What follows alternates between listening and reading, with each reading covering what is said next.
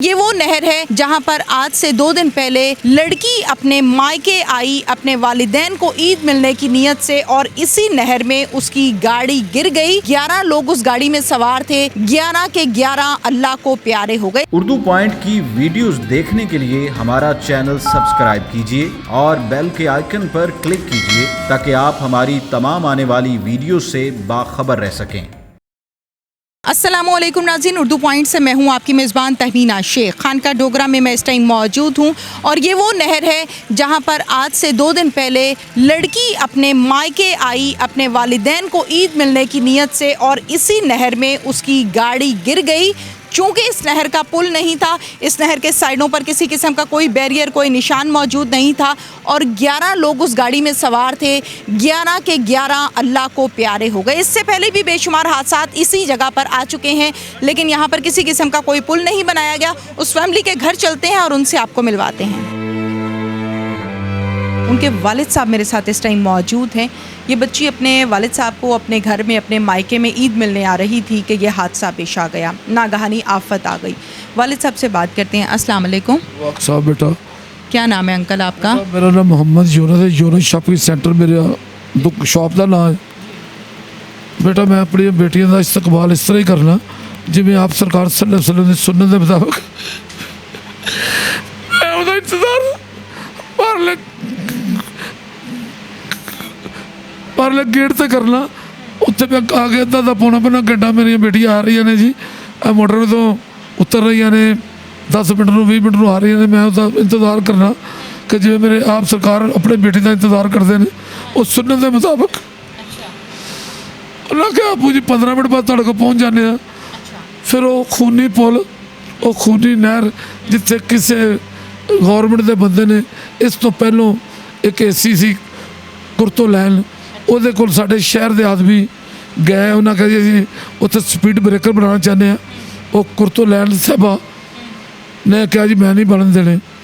اس تو بعد ایک سدرا نور D C لگی تھی شکورہ، سدرا یونس، سوری میرا نام وہ نکل ہوتا ہے، میرا نام ہی سدرا یونس لگی تھی، انہیں بھی نکار کر دیتا۔ تو میں کل ڈی سی او صاحب تشریف لیا تھا، تو میں انہوں نے کہا میں دل سے نہیں کہتا، میں زبان تو صرف کہنا جی انہوں نے ویک کے کتنے مردا تو انہوں نے پتہ لگتا کہ یہ کی حل کرنے۔ اچھا بچی نے آپ کو بتایا کہ ابو 15 منٹ تک ہم پہنچ جائیں گے؟ پھر کو اللہ کو پہنچ گیا جی۔ پھر سر تو اس نے پتہ لگا کسی کو کہ ایک حادثہ ہو گیا جس میرا بیٹا بھی دوڑ کے گیا۔ کسی نے بتایا کہ حادثہ ہو گیا؟ اچھا، وہ میرا بیٹا بھی گیا اتنے جا کے کی اپنی حقیقی بہن، اپنے حقیقی پانچے، وہ ساری اپنی آل اولاد اللہ نو پیاری ہو گئی۔ جی وہ پل کا پہلو کچھ کیتا ہوں تو یہ حادثہ نہ پیش آتا، حادثہ پیش نہ آتا۔ اور اسی پترا اس لوگوں کو کی کہہ سکتے ہیں۔ اچھا مجھے بتائیں سعدیہ کی شادی کو کتنا عرصہ ہوا تھا؟ سعدیہ کی شادی نے بیٹا 2004 12 ستمبر 2004 شادی ہوئی۔ اللہ پاک نے انہوں 4 بیٹے دیتے، اور وہ میاں تبلیغی جماعت دا باہر ساؤتھ افریقہ کئی لوگوں نے مسلمان کر کے بھی آیا، کئی جوڑے نو کر کے آیا، اور اکثر وہ ایک ہفتے دے 3 دن شروع واپٹا ٹاؤن گجرانے لاتا سی ماشاء اللہ۔ اور میری بیٹی بھی تبلیغی جماعت نہ جاتی سی، اور انہوں نے نصرت کرتی سی، آپ بھی جاتی سی، عورتوں کی خواتین کی جماعتوں کے آپ بھی جاتی سی۔ اور بیٹی میری دی عمر 38 سال سی، اور میرے داماد کی عمر 42-43 سال سی۔ اچھا انکل مجھے یہ بتائیں کہ اس گاڑی میں ٹوٹل 11 لوگ سوار تھے؟ گاڑی سی بیٹا وہ جی جاپانی گاڑی ہوتی ہے، کیبن کار، اس طرح سے، ہاں جی پیچھے، تو جہد 4 فرد وڈے سن، تو دوسرے کوئی 15 سال کا بچہ ہے، کوئی 14 سال کا بچہ ہے، کوئی چھوٹے وہ نند بھی نال سی، وہ 3 چھوٹے وہ بچے بھی سن، تو میرے اپنے 2 نواسے وڈے وڈے سن، تو 2 چھوٹے سن۔ تو سارے مالک حقیقی نو اس بے حس حکمرانوں کی وجہ تو اللہ نو پیارے ہو گیا۔ انکل ریسکیو کو جب فون کیا 1122 پہ، وہ کتنی دیر کے بعد پہنچے؟ بیٹا جس نے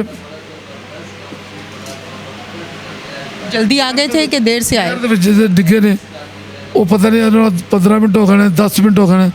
ਫਿਰ ਜਿਸ ਨੇ ਇਤਲਾਹ ਦਿੱਤੀ ਹੈ ਉਹ ਰੈਸਕਿਊ ਸਾਰੇ ਪਹੁੰਚ ਗਏ ਨੇ, ਪਰ ਉਹਨਾਂ ਦੇ ਜਾਣ ਤੋਂ ਪਹਿਲੋਂ अल्लाह ਨੂੰ प्यारे हो चुके थे। 5 खबरें ये बताती हैं कि 5 जो हैं वो मौके पे फौत हो गए थे और बाकियों को हॉस्पिटल लेकर गए थे।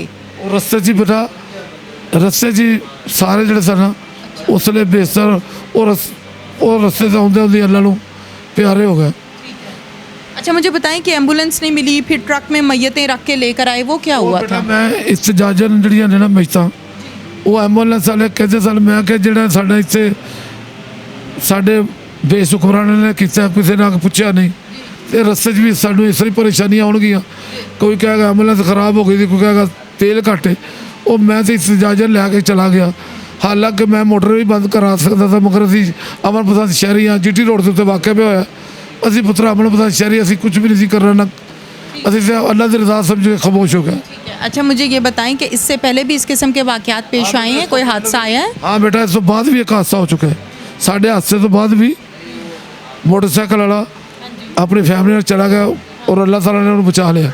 और इस तो पहले बहुत ही हादसे हुए हैं जिसे अज तो कुछ अरसा पेशतर एक बहती जा रही थी,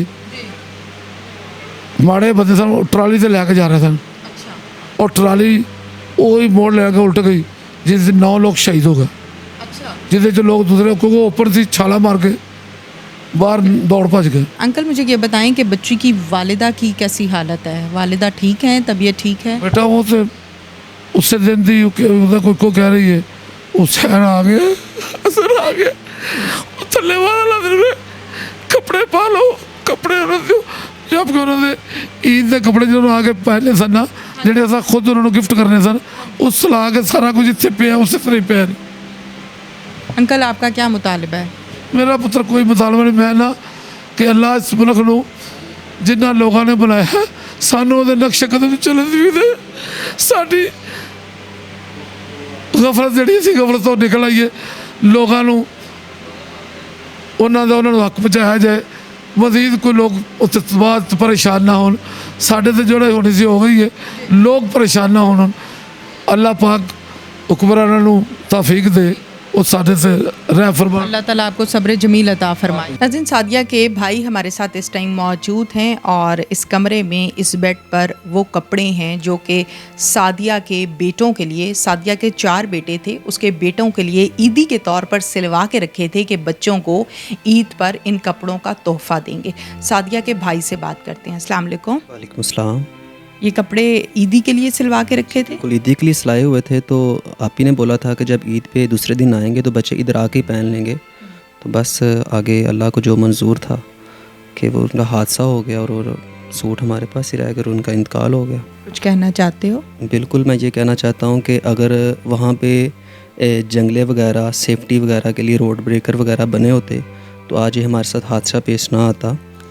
तो मेरी खुदारा सबसे गवर्नमेंट से अपील है कि बराए मेहरबानी वहाँ पे सेफ्टी के लिए जंगले वगैरह, रोड ब्रेकर वगैरह बनवाए जाएं, ताकि जो हमारे साथ सानिया पेश है वो किसी के साथ भी ऐसा पेश ना आए। बिल्कुल आपने ठीक कहा। ये बैग पकड़ाइएगा। नाज़रीन, ये वो बैग है जो सादिया के पास उस टाइम मौजूद था जब सादिया अपनी वालिदा के घर ईद मिलने के लिए आ रही थी। सादिया चूँकि हादसे का शिकार हो गई, इस दुनिया से चले गई, अल्लाह ताला के पास चले गई हैं। ये सादिया का बैग है जो इसकी वालिदा अपने पास रख कर रोती हैं और अपनी बेटी को याद करती हैं।